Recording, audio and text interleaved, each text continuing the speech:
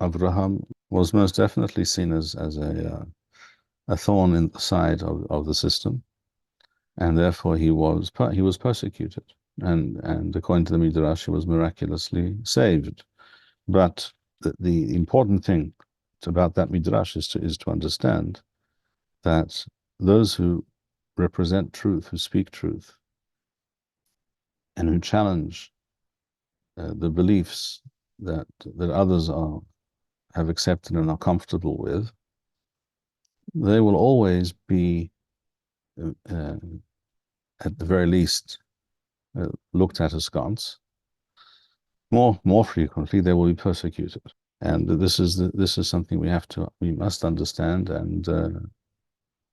and accept, because that is the reality of humankind.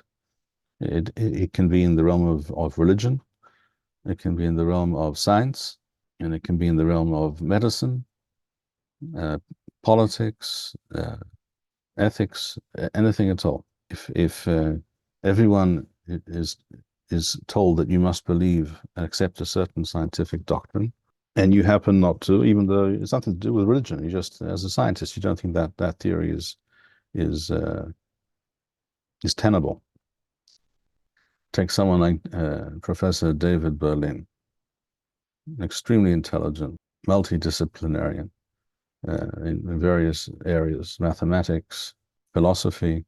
I don't recall, maybe something else as well. I think he has 3 doctorates. He knows a great deal, and he's very impressive to hear him or to read his books. He's Jewish, of course, but he knows nothing about his Jewishness. Not even, he was taught a few words of Hebrew or something for his bar mitzvah, I heard him say once, but he knows nothing about that.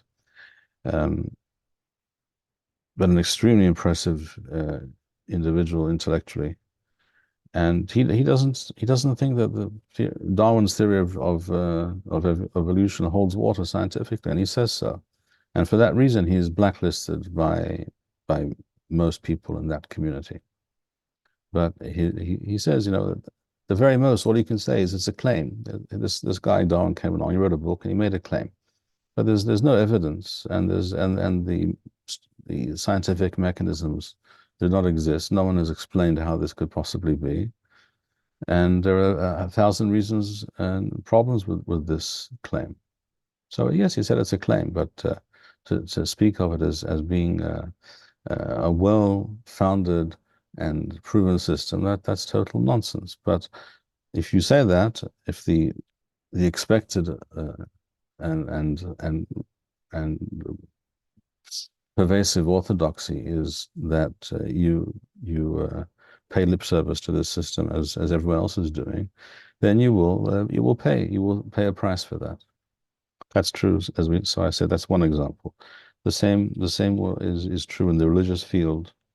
The same is also true in the halachic field, by the way, because a lot of people, some of them rabbanim, some of them balei batim, would like to imagine that the world of halakha is monolithic and there is only one way of looking at things.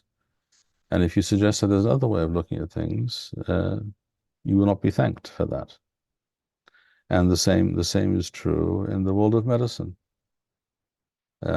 If even though there are innumerable studies and real world proofs that certain medications were extremely effective at dealing with COVID-19 4 years ago, namely, for example, ivermectin and hydroxychloroquine and vitamin D.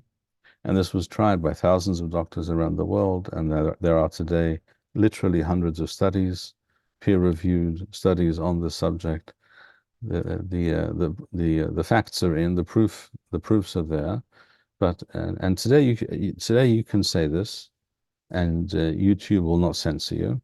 But 4 years ago, if you said this, you were a spreader of misinformation and disinformation, and you were a threat to society. And you could even have your medical license withdrawn. And this happened to certain doctors in various countries. even though everything they said was true. So being different is always a risky business. But all of Yahadut is based on being different. Everything about the Torah is based on being different from what other people are saying. If they're just saying it because they're saying it, if they're saying something which is true, okay, then it's true. But to go along with that which is generally accepted simply because it is what others are saying, that is the opposite of Torah, the opposite of Yahadut. And the clearest proof of that is Avraham Avinu.